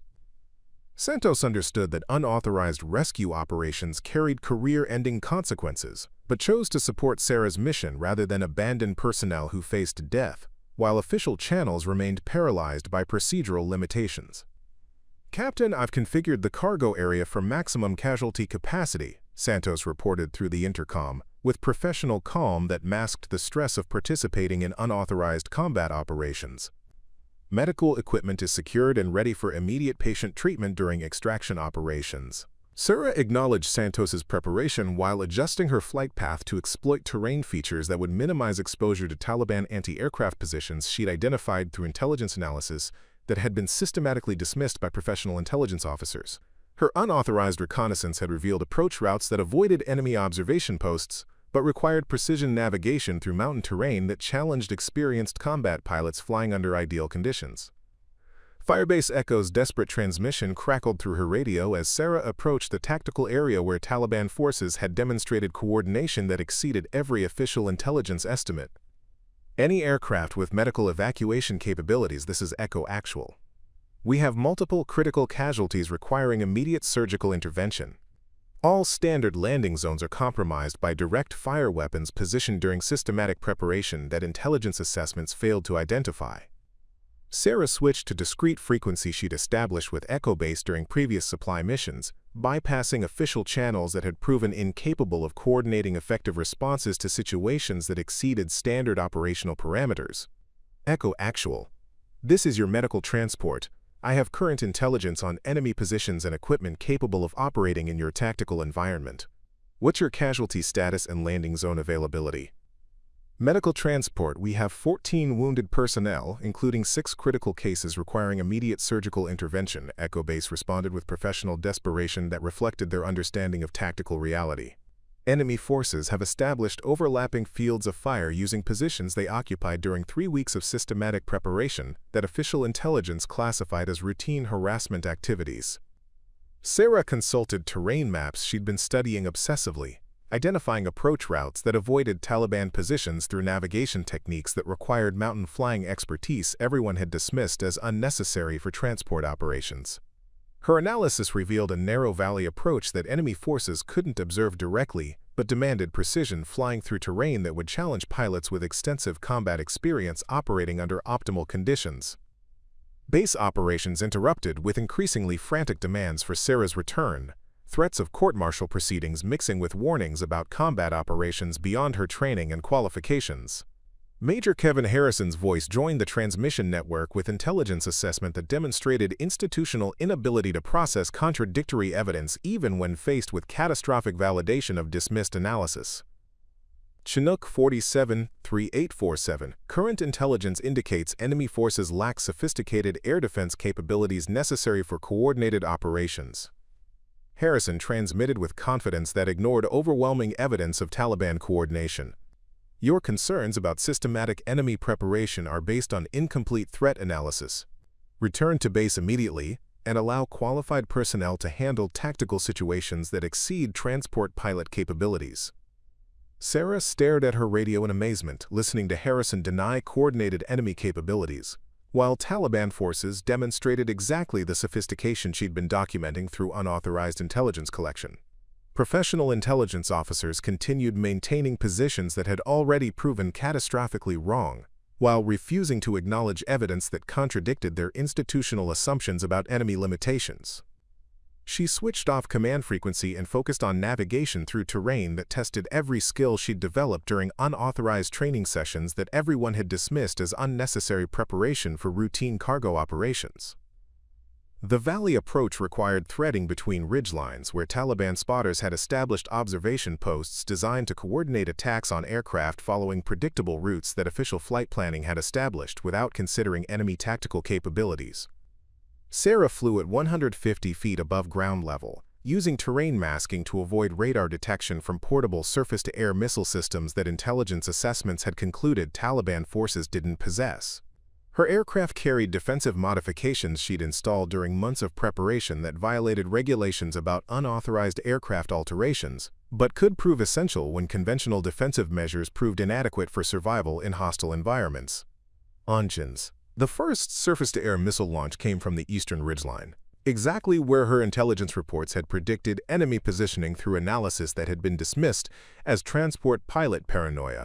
Sarah saw the missile contrail rising through her peripheral vision and immediately initiated defensive maneuvers that weren't part of standard transport pilot training, diving toward the valley floor while deploying chaff and flare countermeasures that Santos had installed during their unauthorized modification sessions. "SAM launched 3 o'clock high," Santos reported through the intercom, with professional calm that masked the stress of watching surface-to-air missiles track their aircraft while flying through coordination that intelligence officers insisted didn't exist. "Defensive systems engaging automatically according to modifications we installed during unauthorized preparation sessions." Sarah pulled the Chinook through evasive maneuvers that pushed the aircraft beyond normal operational parameters, using techniques she'd practiced during simulator sessions that everyone had dismissed as excessive preparation for routine missions. The missile detonated close enough to rattle the airframe but far enough away to avoid critical damage, validating defensive capabilities that had been installed despite regulations prohibiting unauthorized aircraft modifications. Taliban radio communications intercepted by electronic warfare equipment revealed sophisticated command structure coordinating multiple anti-aircraft teams towards Sarah's position, their professional efficiency confirming the systematic preparation she'd been documenting while intelligence officers insisted enemy forces lacked coordination capabilities necessary for complex operations. A second missile launch forced Sarah into a diving turn that brought them dangerously close to rocky valley walls, her rotor tips clearing stone outcroppings by margins that would have terrified pilots who hadn't spent months preparing for exactly these conditions. The proximity to terrain provided protection from radar-guided weapons while creating navigation hazards that required split-second decisions about aircraft positioning and energy management. Small arms fire erupted from multiple positions as tracer rounds began streaming past the cockpit windows, Taliban forces demonstrating fire control coordination that required extensive training and professional military expertise. Sarah adjusted her approach vector to exploit blind spots in the enemy defensive network, using intelligence she'd gathered through unauthorized reconnaissance to identify routes that enemy forces couldn't observe or engage effectively. Her analysis had revealed a narrow corridor where overlapping fields of fire created a gap that aircraft could exploit if pilots knew exactly where to look and possessed navigation skills necessary for precision flying through terrain that offered no margin for error. The approach to Firebase Echo required descending through coordinated fire from positions that intelligence officers had declared non-existent despite overwhelming evidence of systematic enemy preparation. Firebase Echo materialized through smoke and hostile fire as a small defensive perimeter surrounded by casualty collection points, where wounded personnel waited for extraction that had been declared impossible by people who'd never attempted operations in terrain dominated by coordinated enemy forces. Sarah aligned her aircraft with the improvised landing zone while Taliban mortar rounds began impacting around the base perimeter with accuracy that suggested forward observers who'd been studying the facility for weeks. Preparing and narrating this type of story took us long efforts and hard work, so if you are enjoying the story, please consider subscribing to our channel. Ground fire intensified as Sarah flared for landing, her aircraft taking multiple hits from small arms and automatic weapons that enemy forces had positioned to engage helicopters during their most vulnerable phase of flight operations. Warning lights illuminated across her instrument panel as battle damage affected critical systems, but modifications Santos had installed kept essential components operational, despite hostile fire that would have disabled unmodified aircraft. The Chinook touched down hard on the unimproved surface as Sarah fought crosswinds and battle damage while maintaining control of an aircraft that had exceeded every operational parameter transport pilots were supposed to encounter during routine missions. She applied maximum braking while reversing thrust, bringing the damaged helicopter to a controlled stop within the defensive perimeter that Echo Base personnel had established around their improvised landing zone. "Engines running, taking fire from multiple directions," Sarah announced through her radio while Echo Base personnel began loading wounded casualties, with desperate efficiency, born from understanding that survival depended on speed and coordination under hostile fire. "I need those casualties aboard in less than 2 minutes, or we're all staying here permanently." The evacuation proceeded with military precision despite incoming fire that forced everyone to work while using Sarah's Chinook as cover against Taliban positions that had been systematically prepared to eliminate aviation assets attempting rescue operations. Echo Base medical personnel loaded stretchers containing casualties who would have died without immediate surgical intervention, wounded soldiers whose lives had been written off by command authorities, unwilling to authorize rescue operations through hostile territory that intelligence assessments had classified as permissive environment. Staff Sergeant Santos coordinated the loading process while monitoring defensive systems that continued detecting incoming missiles and tracking radar from Taliban positions that officially didn't exist according to intelligence evaluations that had proven catastrophically wrong. The wounded included soldiers with penetrating chest wounds, traumatic amputations, and internal injuries that required immediate surgical intervention at facilities equipped for trauma surgery rather than basic field medicine. Loading complete, 14 casualties aboard including 6 critical cases, Santos reported while securing the last stretcher in the cargo compartment. Medical personnel are providing emergency treatment during transport, but several won't survive extended flight time to surgical facilities. Sarah prepared for takeoff that would be more dangerous than her landing, understanding that Taliban forces had repositioned during the brief ground time to maximize effectiveness against her departure. Enemy commanders demonstrated tactical flexibility that confirmed professional military training rather than guerrilla harassment capabilities that intelligence assessments had attributed to Taliban forces throughout the region. The takeoff roll began under direct fire from positions that had been occupied during systematic preparation that Sarah had documented through unauthorized intelligence collection. Taliban forces demonstrated exactly the coordination that professional intelligence officers had insisted they lacked, positioning automatic weapons and rocket-propelled grenades to create overlapping fields of fire around the improvised landing zone. Tracer rounds streaked past the cockpit as Sarah advanced throttles to maximum power, the overloaded Chinook struggling to achieve flying speed while carrying wounded personnel whose combined weight exceeded normal passenger capacity. Battle damage to the No. 2 engine created asymmetric power that required constant correction while maintaining aircraft control under conditions that exceeded training parameters for transport operations. Taking hits in the cargo compartment, Santos reported through intercom as small arms fire punctured the aircraft's aluminum skin around wounded personnel who were receiving emergency medical treatment while under hostile fire. Medical personnel are working on critical casualties while we're taking enemy fire from multiple directions. Sarah pulled the aircraft into the air at minimum flying speed, trading altitude for airspeed while staying below ridgelines that concealed Taliban surface-to-air missile positions positioned exactly where her intelligence analysis had predicted. The overloaded helicopter responded sluggishly to control inputs as battle damage affected flight control systems that hadn't been designed to operate under combat conditions. Enemy air defense crews coordinated their engagement with professional precision that validated every pattern Sarah had identified through analysis that intelligence officers had dismissed as transport pilot paranoia. Multiple surface-to-air missile launches painted her aircraft from positions that demonstrated sophisticated tactical planning and equipment capabilities that exceeded official intelligence estimates about Taliban technological sophistication. The port engine began losing power as shrapnel from near-miss explosions damaged intake systems, forcing Sarah to compensate with increased power from the starboard engine while maintaining control of an aircraft operating at the edge of its performance envelope. Warning lights cascaded across her instrument panel as damaged systems struggled to function under combat conditions that transport helicopters weren't designed to survive.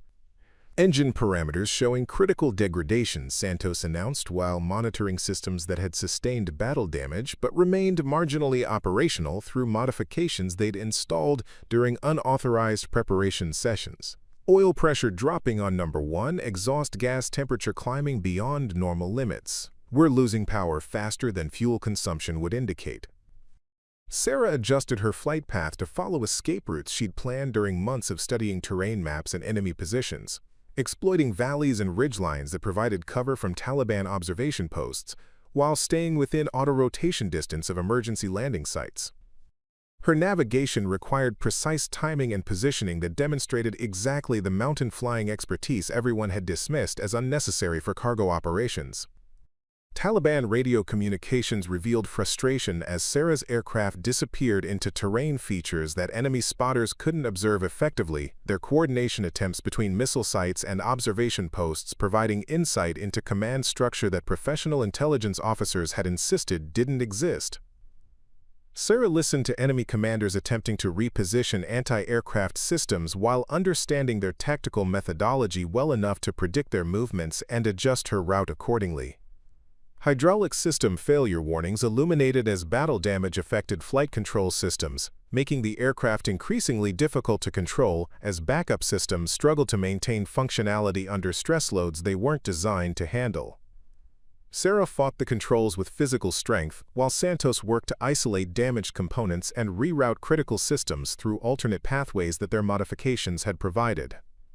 Primary hydraulic system failure affecting flight controls, Santos reported with professional calm that masked the severity of their situation, while wounded personnel in the cargo compartment required continued medical attention.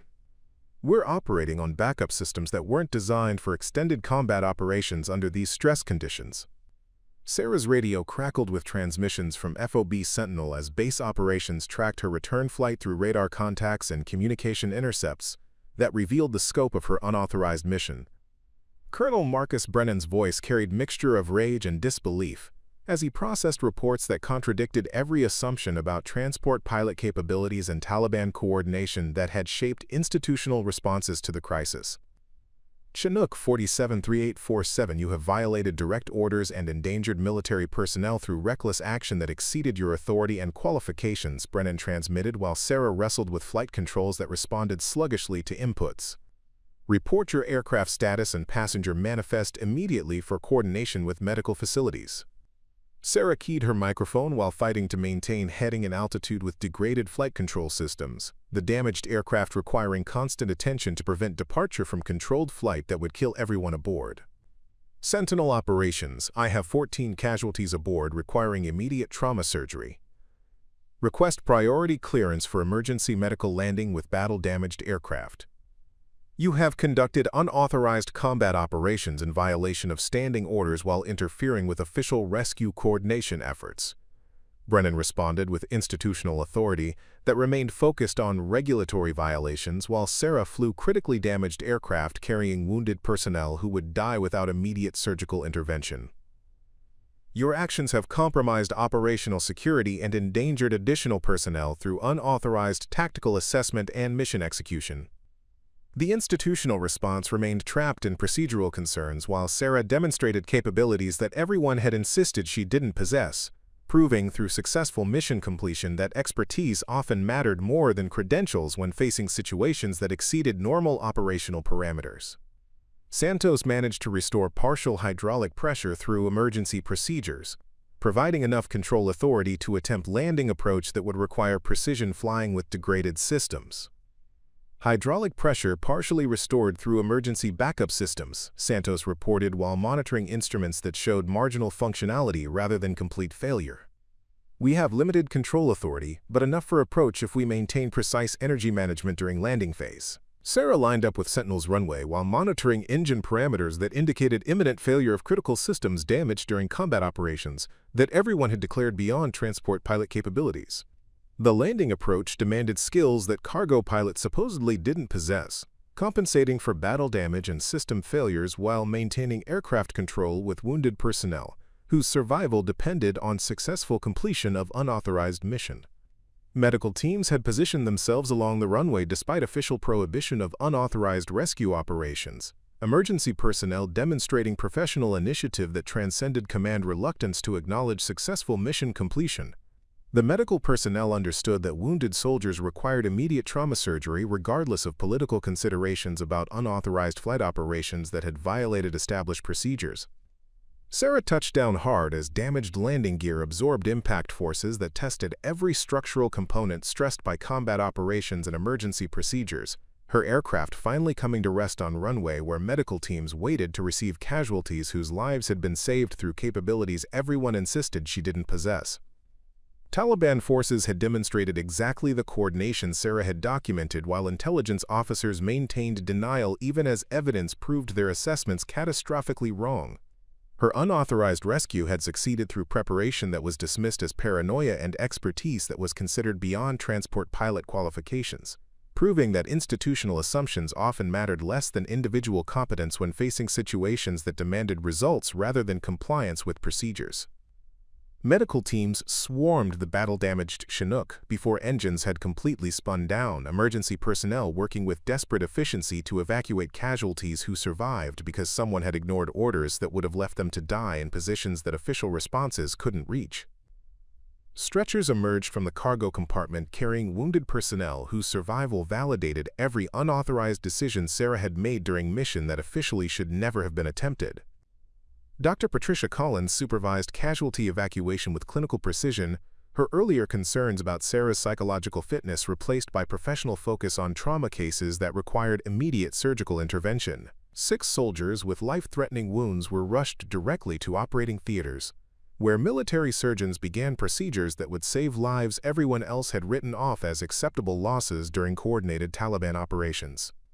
Sarah remained in her pilot seat as evacuation proceeded around her, hands shaking with delayed stress reaction as adrenaline wore off and reality of what she'd accomplished began settling into consciousness. She'd flown combat rescue mission through coordinated Taliban defenses that intelligence officers insisted didn't exist, proving that preparation could overcome institutional denial when lives hung in balance between expertise and official procedures. Colonel Marcus Brennan appeared at base of her aircraft flanked by military police officers whose presence suggested that career-ending consequences would be swift and decisive despite successful mission completion. His expression showed mixture of rage and confusion as he processed contradiction between Sarah's successful rescue and his assumptions about transport pilot capabilities and Taliban coordination that had shaped institutional responses to crisis.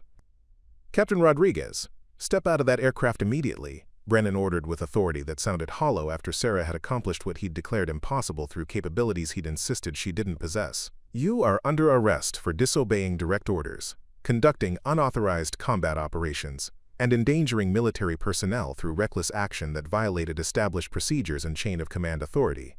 Sarah climbed down from her cockpit on unsteady legs, facing Brennan with same professional composure she'd maintained throughout months of institutional dismissal and systematic undermining of her expertise. Battle damage covering her aircraft told story of Taliban coordination that intelligence assessments had refused to acknowledge, validation written in bullet holes and shrapnel scars that couldn't be explained away through bureaucratic interpretation or procedural deflection. Brigadier General Patricia Hayes arrived at Flightline with entourage that included base commander and medical personnel, whose preliminary reports were already contradicting official threat assessments and institutional assumptions about pilot capabilities. He studied Sarah's aircraft with analytical gaze of someone reassessing previous assumptions about transport operations and enemy coordination that had shaped policy decisions affecting aviation operations throughout theater. Colonel Brennan Hayes said with authority that stopped arrest procedure mid-process while she examined evidence of combat operations that had succeeded despite official prohibition and institutional assumption about impossibility. "I need to understand how transport pilots successfully conducted medical evacuation through hostile territory where authorized rescue attempts failed completely due to enemy coordination that our intelligence assessments declared non-existent." Brennan's confidence evaporated as he struggled to explain Sarah's successful mission without acknowledging the validity of intelligence warnings he'd systematically dismissed for months. His institutional authority, built on assumptions about transport pilot limitations and Taliban capabilities, crumbled when confronted with evidence that contradicted every assessment that had shaped his command decisions. Ma'am, Captain Rodriguez violated direct orders and conducted unauthorized operations that endangered personnel through reckless disregard for proper procedures, Brennan said, his voice lacking the conviction that had characterized his previous dismissals of Sarah's expertise. Her actions exceeded her authority and training qualifications, regardless of mission outcome. General Hayes turned to Sarah with questions that would determine not just individual consequences, but institutional policy regarding intelligence assessment and pilot utilization throughout the theater of operations. Her expression showed analytical interest rather than predetermined judgment, suggesting willingness to evaluate evidence objectively rather than defending established assumptions. Captain Rodriguez, explain how you identified Taliban positions that our intelligence apparatus missed and executed rescue operations that qualified personnel declared impossible. Hayes commanded with authority that demanded comprehensive explanation rather than defensive justification. Sarah provided detailed debrief that documented months of pattern recognition and preparation while intelligence professionals maintained denial about threats that had materialized exactly as she'd predicted. Her analysis revealed systematic failures in institutional threat assessment that had endangered personnel and compromised operational effectiveness through willful ignorance of observable enemy capabilities that had been developing for weeks. Ma'am, I documented systematic Taliban preparation for coordinated operations through analysis of incident patterns, terrain exploitation, and tactical positioning that indicated sophisticated planning capabilities, Sarah explained methodically. Enemy forces demonstrated communication coordination, electronic warfare capabilities, and surface-to-air missile employment that exceeded official intelligence estimates by significant margins. Hayes listened with expressions that indicated serious reconsideration of institutional assumptions about intelligence collection and pilot expertise that had shaped operational policies throughout her command responsibility. Sarah's mission success had proven that individual observation and analysis could identify threats that professional intelligence apparatus had missed through systematic underestimation of enemy capabilities. Captain, your intelligence analysis contradicted assessments by professional officers with extensive training in threat evaluation, Hayes observed, studying battle damage on Sarah's aircraft that provided physical evidence of Taliban coordination. How did transport pilot identify patterns that escaped detection by specialized intelligence personnel with access to classified information sources? Sarah understood that her response would influence not just her personal career consequences, but institutional recognition of pilot expertise and modification of intelligence procedures that had proven inadequate for identifying sophisticated enemy operations. Ma'am, daily flight operations provided direct exposure to changing tactical conditions that weren't apparent through traditional intelligence collection methods. Aviation personnel observe enemy adaptations and tactical preparations that ground-based intelligence might not detect. Major Kevin Harrison arrived as Sarah concluded her initial briefing, his intelligence assessment delivered with diminished confidence as scope of institutional failure became apparent to senior command personnel. His previous dismissals of Sarah's analysis now appeared as professional incompetence rather than appropriate skepticism about unqualified personnel exceeding their authority. Ma'am, preliminary analysis suggests enemy coordination was more sophisticated than initial assessments indicated. Harrison admitted with reluctance that reflected institutional embarrassment about intelligence failures. Captain Rodriguez appears to have identified patterns that weren't apparent through standard intelligence channels, though her analytical methodology lacked proper classification and verification procedures.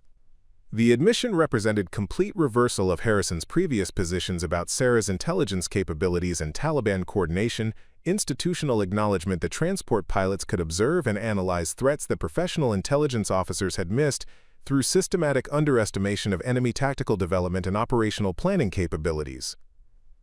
General Hayes studied Harrison with expression that suggested significant changes in personnel assignments and intelligence procedures would follow this conversation. Major Harrison explained how professional intelligence apparatus failed to identify coordinated Taliban operations that were apparent to individual pilot conducting routine transport missions. Harrison faced impossible task of defending intelligence failures without admitting professional incompetence that had endangered personnel throughout the theater of operations. Ma'am, enemy coordination appeared to develop rapidly using communication methods and tactical planning that weren't detected through traditional signals intelligence and human intelligence collection efforts.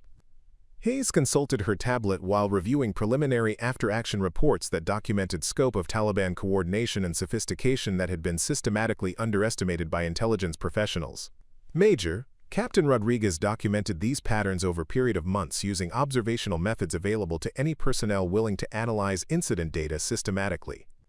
Her analysis was submitted through proper channels and rejected by your office multiple times. The institutional reckoning extended beyond individual career consequences to fundamental questions about intelligence methodology and pilot utilization that would reshape operational policies throughout the command structure. Sarah's unauthorized mission had demonstrated that expertise could emerge from unexpected sources when institutional assumptions prevented recognition of obvious patterns. Dr. Patricia Collins approached the group with medical assessment that would influence administrative decisions about Sarah's career and psychological fitness evaluation that had been used to discredit her intelligence concerns. Collins had supervised emergency treatment of casualties whose survival demonstrated practical value of Sarah's unauthorized expertise and mission execution capabilities. General Hayes, all 14 casualties are receiving appropriate medical treatment with 6 critical cases stabilized through surgical intervention, Collins reported with clinical precision that emphasized successful mission outcome. Captain Rodriguez's decision to conduct unauthorized evacuation prevented multiple fatalities that would have occurred without immediate medical intervention that couldn't be provided through authorized channels. Hayes processed Collins's medical assessment while studying battle damage on Sarah's aircraft that provided physical evidence of Taliban capabilities that intelligence officers had consistently underestimated. The successful rescue mission had validated Sarah's intelligence analysis while proving that transport pilots possessed capabilities that institutional assumptions had dismissed as beyond their qualifications. Doctor, you previously recommended psychological evaluation for Captain Rodriguez based on concerns about stress-related performance issues, Hayes observed, consulting personnel files that documented institutional efforts to medicalize Sarah's professional disagreements. How do you assess her psychological fitness in light of successful mission completion under extreme combat conditions? Collins faced professional obligation to acknowledge that her previous psychological concerns had been invalidated by Sarah's demonstrated competence under conditions that would challenge any military aviator. Ma'am, Captain Rodriguez displayed exceptional professional judgment and stress tolerance during combat operations that exceeded normal training parameters for transport personnel. Matus, the medical reassessment represented institutional acknowledgement that Sarah's persistence in challenging authority had reflected professional competence rather than psychological instability that required clinical intervention. Her unauthorized intelligence activities had been symptoms of expertise rather than stress-related performance deterioration that needed medical correction. Chaplain Thomas Anderson arrived at the flight line with expression that reflected institutional confusion about moral and ethical dimensions of unauthorized operations that had saved lives while violating established command authority. His previous pastoral guidance about accepting institutional decisions now appeared inadequate for situations where individual expertise could prevent casualties through actions that transcended regulatory compliance. General Hayes, Captain Rodriguez's actions raise complex questions about moral obligation versus military discipline when institutional responses prove inadequate for life-threatening situations, Anderson observed with pastoral concern that recognized ethical complexity beyond simple obedience to authority. Her mission success suggests individual expertise sometimes matters more than compliance with procedures that don't address operational reality. Hayes appreciated Anderson's ethical analysis while understanding that military effectiveness required balancing individual initiative with institutional authority that maintained operational coordination and command structure. Sarah's unauthorized mission had succeeded through capabilities that everyone had dismissed, but military discipline demanded consequences for violating direct orders regardless of mission outcome. Chaplain, military effectiveness requires subordinates to follow orders even when they disagree with command decisions, Hayes replied with authority that acknowledged ethical complexity while maintaining institutional requirements. However, Captain Rodriguez's intelligence analysis and mission execution demonstrated expertise that our institutional assumptions had failed to recognize appropriately. Staff Sergeant Maria Santos provided technical assessment of aircraft modifications that had enabled successful mission completion despite battle damage that would have disabled unmodified transport helicopters. Her engineering analysis documented unauthorized improvements that had violated regulations while proving essential for survival under combat conditions that exceeded design parameters. Ma'am, Captain Rodriguez and I installed defensive systems and communication equipment that weren't authorized for transport aircraft but proved critical for mission success, Santos reported with professional honesty that risked disciplinary action. Standard transport helicopters wouldn't have survived the coordinated fire that we encountered during extraction operations. Hayes studied Santos with respect for enlisted personnel who had supported unauthorized operations through technical expertise that had enabled mission success. Sergeant Santos, explain why you chose to participate in unauthorized aircraft modifications that violated established maintenance procedures and regulatory compliance requirements. Santos responded with professional conviction that reflected understanding of practical requirements for survival in combat environments that exceeded peacetime assumptions about equipment adequacy. Ma'am, standard defensive systems weren't adequate for threat environment that Captain Rodriguez identified through her intelligence analysis. We modified the aircraft to survive conditions that official assessment said didn't exist. The technical assessment validated Sarah's threat analysis while demonstrating that successful operations required capabilities that institutional procedures had prohibited through regulatory frameworks designed for peacetime operations rather than combat realities that demanded adaptive solutions and individual initiative. General Hayes concluded her preliminary investigation with understanding that Sarah's unauthorized mission had exposed systematic failures in intelligence assessment, pilot utilization, and regulatory flexibility that had endangered personnel throughout the theater of operations. The institutional response would require comprehensive policy changes rather than simple disciplinary action against individual personnel who had demonstrated superior judgment. Captain Rodriguez, your unauthorized mission violated direct orders and established procedures but prevented casualties that would have occurred through institutional failure to recognize legitimate threats and pilot capabilities. Hayes announced with authority that balanced disciplinary requirements with recognition of exceptional performance. Your actions will be evaluated through comprehensive review of intelligence procedures and operational policies that failed to utilize available expertise appropriately. Sarah understood that her career consequences remained uncertain, but her mission success had validated expertise that everyone had dismissed while proving that individual competence could overcome institutional denial when lives depended on capabilities that transcended regulatory compliance and procedural limitations. The immediate crisis had ended with successful rescue of personnel who would have died without intervention that official channels couldn't provide.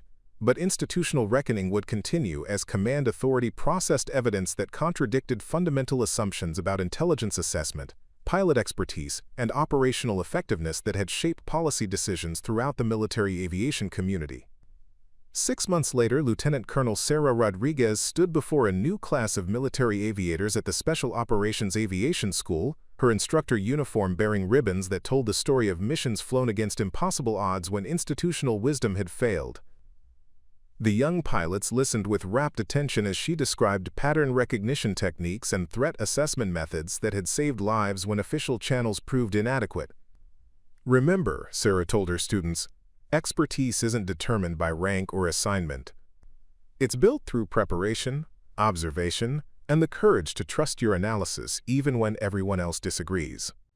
The Taliban taught me that enemies don't respect our organizational charts or our assumptions about what transport pilots are supposed to know. Her classroom walls displayed satellite photos of the Taliban positions she'd identified, tactical diagrams illustrating coordination patterns intelligence officers had missed, and mission reports documenting successful operations flown by pilots everyone had underestimated. Sarah's students would graduate with capabilities that transcended traditional transport pilot training, prepared for combat realities rather than peacetime assumptions. After class, Sarah walked to her new aircraft, a specially modified CH-47 equipped with advanced defensive systems and intelligence-gathering equipment that reflected lessons learned from unauthorized modifications that had proven essential for survival. Her crew chief, now Master Sergeant Santos, conducted pre-flight inspections with the same meticulous attention to detail that had kept them alive during missions that changed everything. Major Kevin Harrison had been reassigned to administrative duties where his inability to process contradictory information couldn't endanger operational personnel. The wounded soldiers Sarah had evacuated made complete recoveries, their survival testimony to the value of preparation that others had dismissed as unnecessary paranoia.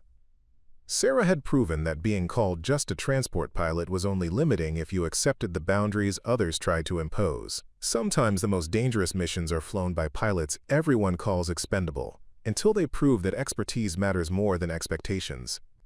If this story of courage and determination inspired you, hit that subscribe button and join our community of people who refuse to accept limitations.